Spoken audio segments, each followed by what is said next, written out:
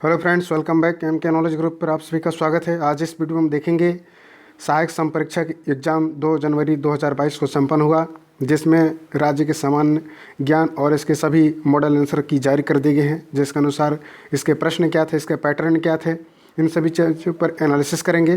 किस पुस्तक से आपको पढ़ना है ये भी हम आपको बताएंगे और कटअप किया जा सकता है, इसकी डिटेल जानकारी इस वीडियो में आपको मिलेगी। वीडियो का अंत तक बने रहिएगा। और आने वाले एग्जाम में कई प्रश्न रिपीट हो रहे हैं, जैसा कि ज्येष्ठ संपरीक्षक में लोग 5 से 7 क्वेश्चन रिपीट हुए थे सहायक संपरीक्षक में। तो आप इसको अध्ययन करना है और इसी टॉपिक्स को अच्छे से देखना है, जो जो टॉपिक से प्रश्न पूछे जा रहे हैं। जैसा कि कोई भी एग्जामिनर जैसे कि टेस्ट लेता है तो पहले जो प्रीवियस ईयर्स में जितने भी एग्जाम हो चुके हैं उन प्रश्नों को देखता है और उसके करीबी जितने भी प्रश्न और बन सकते हैं उन्हीं सभी प्रश्नों को आपको पूछा जाता है, जैसा कि अनुभव के आधार पर हम आपको बता पा रहे हैं। तो इसको भी आपको ध्यान रखना होगा। यदि एग्जाम में आपको सिलेक्शन लेना है तो इन सभी चीज़ों को बारीकी से अध्ययन करना होगा, तभी आप सफल प्राप्त कर पाएंगे। ठीक है, 150 प्रश्न थे तो 300 नंबर का था और 1/2 इसका कटिंग मार्क था। चलिए हम बात करते हैं कि इसकी प्रकृति कैसी है और किस प्रकार के प्रश्न पूछे गए थे। पहला प्रश्न आप देख पा रहे होंगे कि राज्य का सामान्य ज्ञान का है, जहां पर पूछा गया था कि महात्मा फुले समता पुरस्कार 2021 से किसे दिया गया था। बहुत ही इंपॉर्टेंट प्रश्न है, सभी लोग जानते होंगे। यह छत्तीसगढ़ के मुख्यमंत्री जी को दिया गया था महात्मा फुले समता पुरस्कार। दूसरा प्रश्न पूछा गया था कि इस राज्य में टाइगर रिजर्व की संख्या कितनी है।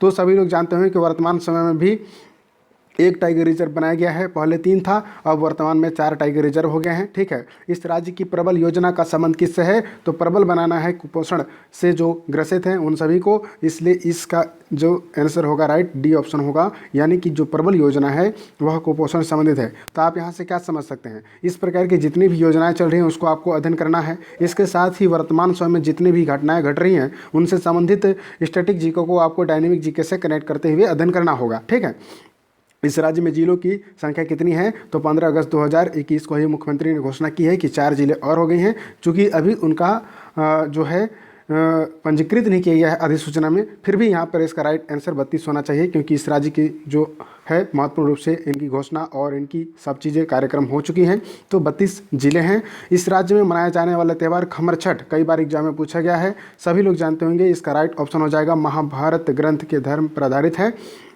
ठीक है, धार्मिक ग्रंथ पर आधारित है। नेक्स्ट है कि इस राज्य में भाद्रपद के शुक्ल पक्ष तृतीया को मनाया जाने वाले त्यौहार कौन सा था? तो इसका राइट ऑप्शन हो जाएगा आपका कौन सा त्यौहार था? तो इसका राइट ऑप्शन सी हो जाएगा, यानी कि तीजा पर्व मनाया जाता है। पोला अमावस्या को मनाया जाता है। हरेली आपने जानते ही होंगे और भोजली को तो सभी लोग जानते हैं, जवारा गीत के समय कार्तिक माह में मनाया जाता है। 7 नहीं, इसमें फरवरी लिखा हुआ है। 2020 में राज्य को किस कृषि उत्पादन के प्रथम कृषि कर्मठ पुरस्कार दिया गया है? बहुत ही फेमस है, सभी लोग जानते होंगे कि खाद्यान्न उत्पादन के लिए वर्ष 2020 में राज्य को कृषि उत्पादन में प्रथम कृषि कर्मठ पुरस्कार प्रदान किया गया था। नेक्स्ट प्रश्न इसी प्रकार से पूछ दिया और कई बार पूछा है। ज्येष्ठ संप्रेक्षक में सिंचाई से पूछा है, कुल सिंचाई कितनी है, और कई प्रश्न ऐसे बन रहे हैं जैसे कि कितने क्षेत्रों में अधिक सिंचाई हो रही है, कहाँ सबसे कम सिंचाई हो रही है, ऐसा प्रश्न बन रहा है। और इस बार पूछ लिया कि सूक्ष्म सिंचाई योजना के अंतर्गत लघु और सीमांत कृषकों को स्प्रिंकलर पर राज्य का अनुदान कितना % है? तो राज्य का अनुदान कितना % है? तो इसका राइट ऑप्शन हो जाएगा 70% है। राज्य अलंकरण पुरस्कार 2021 में खूबचंद बघेल सम्मान किसे दिया गया है? बहुत ही फेमस क्वेश्चन है, इससे एक क्वेश्चन हमेशा बन रहा है अलंकार से। आपको जो भी एग्जाम अभी होने वाले हैं उनसे ध्यान में रखते हुए इसका अध्ययन जरूर कीजिएगा। हमारे टेस्ट सीरीज के जो लिंक है वहाँ पर भी आप देख सकते हैं, उसमें भी इस प्रकार की चीज़ें अलंकार संबंधित और करंट अफेयर से क्वेश्चन अपलोड किए गए हैं। इसका राइट ऑप्शन ये होगा, यानी कि मुकेश चौधरी। नेक्स्ट है, राज्य की कौन सी सिंचाई योजना प्रधानमंत्री कृषि सिंचाई योजना में शामिल नहीं की गई है? तो सभी लोग जानते होंगे, बहुत फेमस योजना है, कई बार एग्जाम में पूछा गया है, अभी ही कुछ दिन पहले के एग्जाम में पूछा गया था। तो इसका राइट ऑप्शन हो जाएगा सारा डी बैराज, यानी कि सारा डी जो बैराज है वो प्रधानमंत्री कृषि सिंचाई योजना के अंतर्गत शामिल नहीं है, जबकि केलो बृहद परियोजना, खारंग सिंचाई, गनियारी सिंचाई योजना शामिल है। तो इसका बी ऑप्शन करेक्ट होगा। सबको याद करते जाना है। ये प्रश्न 5 से 7 क्वेश्चन रिपीट हो रहे हैं, सेम टॉपिक से रिपीट हो रहे हैं। इतने प्रश्नों के यदि आपने याद कर लिया है तो 3-4 क्वेश्चन तो ऐसे ही बन जाएंगे। मार्च 2020 तक राज्य की सिंचाई का प्रतिशत क्या है? सभी लोग जानते होंगे, बहुत ही आसान प्रश्न है सिंचाई से संबंधित। और जो है अर्थव्यवस्था से संबंधित प्रश्न हमेशा बन रहे हैं, यहीं से प्रश्न बन रहे हैं। 2 प्रश्न इस बार सिंचाई से पूछा गया है। आने वाले समय में भी सिंचाई से प्रश्न पूछा जा सकता है। कहाँ पर अधिक सिंचाई हो रहा है, कहाँ पर कम सिंचाई हो रहा है, टोटल सिंचाई कितना हो रहा है, जितने भी प्रश्न बन सकते हैं सिंचाई से आपको बनाना है। और निश्चित रूप से इस प्रकार के प्रश्नों को आप देखते हैं तो बनता है, ठीक है। तो जैसे कि यहाँ सिंचाई से आपका नहीं बन पा रहा है तो आपको सिंचाई वाले टॉपिक्स को अच्छे से पढ़ना है। तो यहाँ पर इसका राइट ऑप्शन होगा 38.2% जो है सिंचाई का प्रतिशत है। नेक्स्ट प्रश्न पूछा गया था खनिज से कि राज्य में किस खनिज पदार्थ का देश के खनिज के उत्पादन में अधिकतम हिस्सा है। तो इसका राइट ऑप्शन हो जाएगा 3S का। 3S का संपूर्ण क्षेत्र में सबसे अधिकतम हिस्सा है, ठीक है, क्योंकि एकमात्र छत्तीसगढ़ ही ऐसा राज्य है जहाँ पर 3S का उत्पादन किया जाता है। तो सबसे अधिक उत्पादन यहाँ पर संभव है। छत्तीसगढ़ मिनरल डेवलपमेंट कॉर्पोरेशन का गठन कब किया गया था।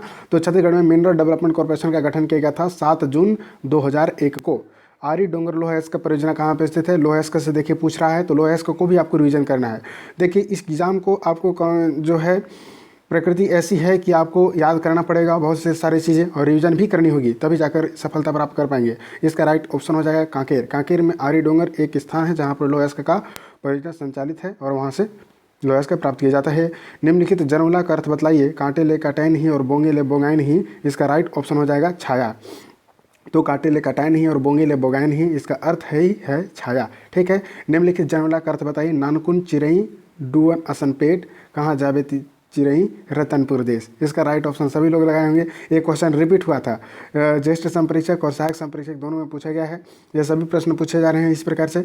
राज्य के कितने जिले जो है संस्थान न्यास का गठन किया गया है। तो इसका राइट ऑप्शन हो जाएगा बी ऑप्शन, यानी कि 28 जिले जो हैं जिला संस्थान गठन का किया गया है। नेक्स्ट है खनन तथा उत्खनन क्षेत्र की भागीदारी इस राज्य के सकल घरेलू उत्पाद की स्थिर कीमतों पर सबसे अधिक कभी किस वर्ष है। तो इसका देखिए आपने पढ़ा होगा, तो इसमें देखिए खनन और उत्खनन के क्षेत्र में पूछ रहा है कि भागीदारी इस राज्य के सकल घरेलू उत्पाद में स्थिर कीमतों पर सबसे अधिक कमी किस वर्ष था। तो इसका राइट ऑप्शन हो जाएगा 2017-18 में था, ठीक है। इस राज्य में ब्रिटिश साम्राज्य के प्रारंभिक चरणों में किए गए कार्यों का असत्य कौन सा है। तो असत्य इसमें पूछा गया है। जैसा कि आप जानते होंगे कि 1862 ईस्वी में छत्तीसगढ़ संभाग बना था, पुरानी प्रशासनिक व्यवस्था को उन्होंने लागू किया था, भी सही है। और रायपुर और बिलासपुर में म्यूनिसिपल का गठन भी किया गया था, सही है। इसमें सही नहीं है पूछा गया था, यानी कि असत्य कौन सा है। तो इसका राइट ऑप्शन ये होगा, यानी कि भूमि राजस्व का 3 साल बंदोबस्त लागू किया, ये कथन बिल्कुल असत्य है। नेक्स्ट प्रश्न को और हम पढ़ रहे हैं, निम्न सूचियों के कोड के आधार पर बताइए, माधव राव सप्रे, पद्मलाल पुनालाल बख्शी, ठाकुर प्यारेलाल सिंह, पद्मलाल पुनालाल बख्शी। बहुत ही आसान प्रश्न के, कई बार रिपीट हुए हैं ये प्रश्न। तो इसका सभी लोग जानते होंगे, माधवराव सप्रे छत्तीसगढ़ मित्र के प्रकाशक रहे हैं महत्वपूर्ण रूप से, और पद्मलाल पुनालाल सरस्वती पत्रिका के महत्वपूर्ण रूप से प्रकाशक रहे हैं। तो सभी लोग इसको जानते होंगे। इसके बाद प्यारेलाल सिंह आप जानते नहीं होंगे, इसमें जानते होंगे सुंदरलाल शर्मा का कृष्ण जन्म पत्रिका, कई बार पूछा गया है। और इन सभी को जानने के पश्चात केवल एक बच जाता है, यानी कि ठाकुर को अनुरोध ए हो जाएगा, यानी एक का सी हो जाएगा, दूसरा का डी हो जाएगा। हाँ ठीक है, एक का सी, दूसरा का डी, तीसरा का ए हो जाएगा और चौथा का बी हो जाएगा। इस प्रकार से ऑप्शन बी करेक्ट होता है, ठीक है। इस प्रकार के प्रश्न भी बन रहे हैं। प्रश्न बहुत ही आसान प्रकृति की कह सकते हैं, बहुत ही अच्छा बना है। रायपुर की कौन सी घटना को सूरत फूट 1907 की पृष्ठभूमि कहा जाता है। तो इसका राइट ऑप्शन होगा 29 मार्च 1907 को प्रांतीय कांग्रेस कमेटी के बैठक के बाद इस प्रकार की घोषणा हो गई थी कि सूरत फूट हो सकता है और उनका पृष्ठभूमि तैयार हो गया था, ठीक है। तो 29 मार्च 1907 को प्रांतीय कांग्रेस कमेटी की बैठक में, ठीक है। झीपन जो है चूना पत्थर क्षेत्र किस तहसील में स्थित है, कई बार एग्जाम में पूछा गया है। इसका राइट ऑप्शन हो जाएगा बलौदा बाजार में स्थित है, ठीक है, बलौदा बाजार स्थित है। राज्य में कौन सा जैविक फसलें हैं, इसका राइट ऑप्शन हो जाएगा बादशाह भोग, जावा फूल, दुबराज। इस प्रकार से ऑप्शन सी इसका करेक्ट होगा, ये सभी जैविक फसलें हैं। नेक्स्ट प्रश्न है, निम्नलिखित में कौन सा राज्यपाल की विधायी शक्ति नहीं है। तो विधायी शक्ति नहीं है यहाँ पर पूछा गया है, जबकि आप सभी लोग जानते होंगे अध्यादेश जारी करना यह विधायी शक्ति है। कई बार एग्जाम में पूछा गया है, प्रीवियस ईयर्स के प्रश्न में भी पूछा गया था। कुछ दिन पहले और एग्जाम हुए थे, उसमें भी पूछा गया था कि राज्यपाल की विधायी शक्ति कौन सी है। तो केवल मात्र अध्यादेश की शक्ति ही है, राज्यपाल की विधायी शक्ति है। तो चूंकि इसमें 2 जो होगा उसमें क्या हो जाएगा, सभी गलत हो जाएंगे। इस प्रकार से डी ऑप्शन इसमें करेक्ट होता है। नेक्स्ट प्रश्न इसमें था कि 4 अभ्यर्थी सरपंच का चुनाव लड़ रहे हैं, तो मतदान में इसका नाम किस प्रकार से लिखा जाएगा। यहाँ पर अल्फ़ाबेट के जो है तरीके से लिखा जा सकता है। सबसे पहले बी आएगा, इसके बाद डी आएगा, इसके बाद आपका क्या आएगा, यहाँ पर आप देख पाते हैं 2 आएगा, दिनकर आएगा और फिर आएगा ठ। तो इस प्रकार से मेरे हिसाब से या हो सकता है इसमें डॉक्टर अरुण है। तो इसमें यदि ए आया फिर दूसरा दिनकर आया, एल यहाँ पर है, फिर पहले को अगर छोड़ दे तो उस हिसाब से नहीं हो सकता है। इसका सी ऑप्शन होगा। ठीक है, नगर पालिका परिषद के उपाध्यक्ष के विषय में क्या सही नहीं है, तो इसका राइट ऑप्शन हो जाएगा 2, 3 और 5। 2, 3, 5 इसमें क्या है, सही नहीं है, केवल 1 सही है। ठीक है, 2, 3 और क्या होता है 5, इसमें पूछा गया था 2, 3 और 5 नहीं 4, इसको राइट ऑप्शन होगा। ये सब सही नहीं है, जबकि इसमें नगर पालिका परिषद के निर्वाचित पार्षदों एवं अध्यक्ष द्वारा उपाध्यक्ष का निर्वाचन किया जाता है, तो ये कथन सही है, बाकी सभी कथन सही नहीं है। नेक्स्ट प्रश्न था कि इस राज्य का मुहावरा अधर्मा फटना का अर्थ होता है वज्रपात, अन्याय करना, धोखा देना या धरती फटना। अधर्मा फटना, अधर्मा फटना का अर्थ होता है अधर्मा फटना। ठीक है, इसका राइट ऑप्शन हो जाएगा धोखा देना। ये छत्तीसगढ़ी डायलेक्ट ऑफ हिंदी के लेखक हैं, इसका राइट ऑप्शन हो जाएगा John Abraham Grierson. John Abraham क्या होता है, ग्रियर्सन को ये छत्तीसगढ़ी डायलेक्ट ऑफ हिंदी के लेखक माना जाता है, और हैं माना जाता नहीं है। छत्तीस जनजातियों के सामाजिक संगठन में उनका बहिर्विवाही समूह होता है, बहिर्विवाही समूह होता है, तो इसका बहिर्विवाही समूह कौन सा होता है, तो इसका राइट ऑप्शन हो जाएगा बहिर्विवाही समूह, जिसे हम टोटन के नाम से जानते हैं। निम्नलिखित जनजाति और उनकी युवा गिरोह को मनाइए, तो इसका राइट ऑप्शन हो जाता है भारिया का जो है रंगभंग है, परंतु इसमें अगर हम 2 को सही मान लें तो भूइयाँ का क्या होता है कसरबासा, और उरांव का धुमकुरिया होगा, यानी कि सी का, देखिए यहाँ पर सी का 4 है, उरांव का धुमकुरिया होगा। और इसमें भारिया का रंगभंग का अगर हम बात करें तो इसका सी ऑप्शन करेक्ट होना चाहिए। परजा का धांगर बाक्सर होता है, दस्तरबासा यहाँ पर किया है, तो थोड़ा सा इसमें कन्फ्यूजन है, इसको विलोपित किया जा सकता है। ठीक है, और भूइयाँ का क्या लिख सकते हैं दस्तरबासा, तो इसका अभी हम अगर ऑप्शन के साथ जाएं तो इसका ए का 3 हो जाएगा, परजा का धांगर बक्सर। ठीक है, उरांव का धुमकुरिया हो जाएगा, और परजा का आपका धसरबासा हो जाएगा, और भूइयाँ का रंगभंग हो जाएगा, तो इसका बी ऑप्शन करेक्ट होगा। ठीक है, बी ऑप्शन इसका करेक्ट हो रहा है। नेक्स्ट प्रश्न आपका हिंदी, छत्तीसगढ़ी और अंग्रेजी से है। नेक्स्ट प्रश्न हम आपके समक्ष लेकर आ रहे हैं। इसकी अगर हम कटअप की बात करें तो प्रश्न बहुत ही मीडियम प्रश्न थे। कटअप इस बार जो है 300 अंकों में से, जिसका भी लगभग जनरल कैटेगरी से जो भी स्टूडेंट 200 प्लस बन रहा है, तो निश्चित रूप से उनकी सफलता सुनिश्चित हो सकती है। और यदि आप 190 प्लस जिनका बन रहा है उनका भी हम चांस कर सकते हैं। और इन एसटी कैटेगरी का लगभग 170 प्लस, और एससी कैटेगरी 170 है, एसटी का 150 भी बन रहा है, तो निश्चित रूप से उनकी संभावना बन रही है।